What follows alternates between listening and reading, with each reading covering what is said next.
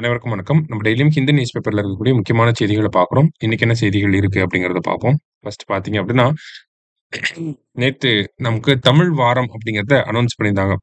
எதுக்காக அப்படின்னு பார்த்தீங்கன்னா, ஏப்ரல் 29 நம்மளுடைய பாவேந்தர் பாரதிதாசன் அவர்களுடைய பிறந்த நாள். சரிங்களா? ஸோ அவரோட பிறந்த நாள ஒட்டி ஒரு தமிழ் வாரம் கொண்டாடப்படும். பாவேந்தர் பாரதிதாசன் அவரோட சிறப்புகள பிரதிபலிக்கக்கூடிய வகையில வந்து நெறையா பேச்சு போட்டிகள், கட்டுரை போட்டிகள் அந்த மாரிலாம் நெறைய நடத்தியிருந்தாங்க. சரிங்களா? ஸோ அதுல நம்ம என்ன தெரிஞ்சுக்கணும் அப்படின்னு பார்த்தீங்கன்னா, பாவேந்தர் பாரதிதாசன் அவர்களுடைய பிறந்த நாள் ஏப்ரல் 29.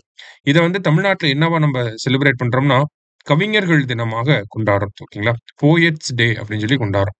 ஸோ இத நம்ம தெரிஞ்சுக்கணும். ஏப்ரல் 29 போயட்ஸ் டே அப்படின்னு சொல்லி கொண்டாடுறோம். ஸோ அந்த விழாவுல ஒரு 2 விஷயங்கள பத்தி பேசியிருப்பாங்க. ஓகேங்களா? 2 ஃபேக்சுவல் இன்ஃபர்மேஷன் இத ஜஸ்ட் நம்ம பார்த்துக்கிறோம். ஓகேங்களா?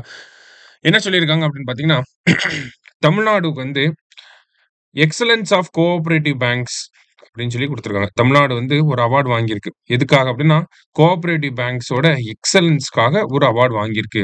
யாருகிட்ட இருந்து அவார்ட் வாங்கியிருக்குன்னா, மத்திய உள்துறை அமைச்சகத்துக்கிட்ட இருந்து இந்த அவார்ட வாங்கியிருக்கு அப்படிங்கிறத சொல்லியிருக்காங்க. சரிங்களா? ஸோ அந்த கூட்டுறவு வங்கிகளுடைய நிர்வாகம் ரொம்ப சிறப்பாக இருந்திருக்கு அப்படிங்கிற காரணத்துக்காக, மத்திய உள்துறை அமைச்சகம் தமிழக அரசாங்கத்துக்கு வந்து ஒரு விருது குடுத்திருக்காங்க. அதே மாதிரி பார்த்தீங்கன்னா, Muthupettai police station in Thiruvarur district.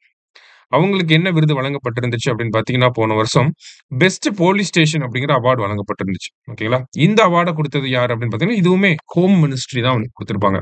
Muthupettai police station எங்க இருக்கு அப்படின்னா, திருவாரூர்ல இருக்கு முத்துப்பேட்டை போலீஸ் ஸ்டேஷன் அப்படிங்கிறது. அந்த காவல் நிலையத்துக்கு வந்து பார்த்தீங்கன்னா, பெஸ்ட் போலீஸ் ஸ்டேஷன் அப்படிங்கிற அவார்ட் வந்து வழங்கப்பட்டிருந்திருக்கு. சரிங்களா? இந்த 3 ஃபேக்சுவல் இன்ஃபர்மேஷன் இந்த ஆர்டிகில்ல இருந்து நம்ம தெரிஞ்சுக்கிறோம். சரிங்களா? அடுத்ததா பார்த்தீங்க அப்படின்னா, இங்க கேலோ இந்தியா கேம்ஸ் பத்தி குடுத்திருக்காங்க. ஓகேங்களா?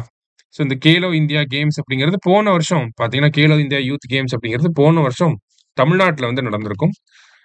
இந்த வருஷம் பார்த்தீங்கன்னா, நமக்கு பீகார்ல வந்து நடக்கப் போகுது. ஓகேங்களா?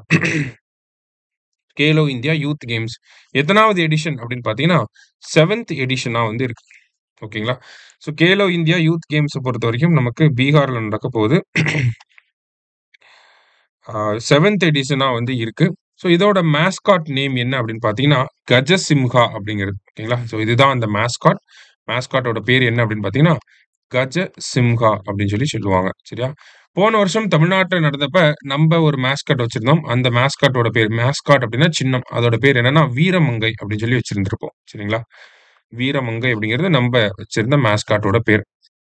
ஸோ கேலோ இந்தியா கேம்ஸ் பத்தி இங்க குடுத்திருக்காங்க.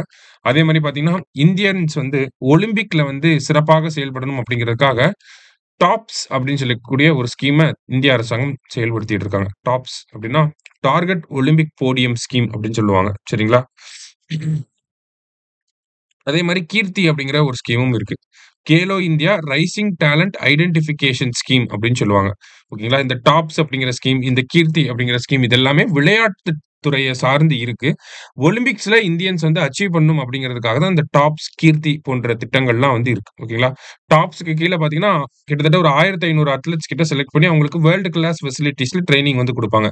கீர்த்தி அப்படிங்கிற இந்த திட்டத்துக்கு கீழ பார்த்தீங்கன்னா, நமக்கு ஸ்கூல் ஸ்டூடண்ட்ஸ்ல யாரெல்லாம் பெஸ்ட் அத்லெட்டா இருக்காங்களோ, அவங்கள்ல நெறைய பேர செலக்ட் பண்ணி, அவங்களுக்கு வந்து ட்ரெய்னிங்க வந்து குடுப்பாங்க. அதான் இந்த டாப்ஸ், கீர்த்தி போன்ற ஸ்கீம்ஸ். ஓகேங்களா?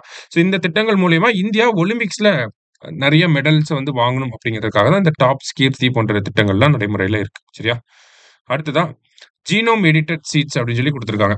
அதாவது இந்தியால ஜெனடிக்கலி மாடிஃபைட் சீட்ஸ் அப்படிங்கிறது நெறையாவே இருந்திருக்கு. ஓகேங்களா? பிடி காட்டன் இருந்திருக்கு, பிடி பிரிஞ்சால் இருந்திருக்கு. இது எல்லாமே பார்த்தீங்கன்னா, ஜெனடிக்கலி மாடிஃபைடு சீட்ஸா இருந்திருக்கு. ஓகேங்களா? இப்ப பார்த்தீங்க அப்படின்னா, இந்தியாவிலேயே ஃபர்ஸ்ட் டைமா ஜீனோம் எடிட்டட் சீட வந்து நேத்து நம்மளுடைய agriculture minister Shivraj Singh Chouhan launch பண்ணியிருக்காரு. சரிங்களா? ஸோ ஜீனோம் எடிட்டட் அப்படின்னா, ஜெனடிக்கலி மாடிஃபைடுன்னு சொல்றப்ப, ஓகேங்களா? ஜெனடிக்கலி மாடிஃபைட் அப்படின்னா, மரபணு மாற்றப்பட்ட விதைகள் அப்படின்னு சொல்லுவாங்க. இதுவே ஜீனோம் எடிட்டட் அப்படின்னு சொல்றப்ப, மரபணு திருத்தப்பட்ட விதைகள் அப்படின்னு சொல்லி சொல்லுவாங்க. ஸோ இந்த ஜீனோம் எடிட்டட் ரைஸ் வெரைட்டீஸ வந்து இந்தியாவிலே ஃபர்ஸ்ட் டைமா நேத்து வெளியிட்டிருப்பாங்க. ஓகேங்களா? ஜீனோம் எடிட்டட் ரைஸ் வெரைட்டீஸ் அப்படிங்கிறது. ஸோ அதோட பேர் என்ன அப்படின்னு பார்த்தீங்கன்னா, 2 பேர் குடுத்திருப்பாங்க. ஓகேங்களா?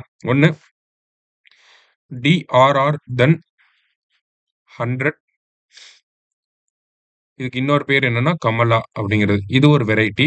இன்னொரு வெரைட்டி பேர் என்ன அப்படின்னு பார்த்தீங்கன்னா, பூசா டிஎஸ்டி ரைஸ்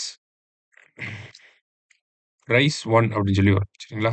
ஸோ இதுதான் இந்த 2 genetically edited genome edited rice varieties அப்படிங்கிறத வெளியிட்டிருக்காங்க. டிஆர்ஆர் தென் 100 கமலா அப்படிங்கிறதும், பூசா டிஎஸ்டி ரைஸ் 1 அப்படிங்கிற இந்த 2 சீட் வெரைட்டிஸ் ரைஸ் வெரைட்டிஸ் வந்து வெளியிட்டிருக்காங்க.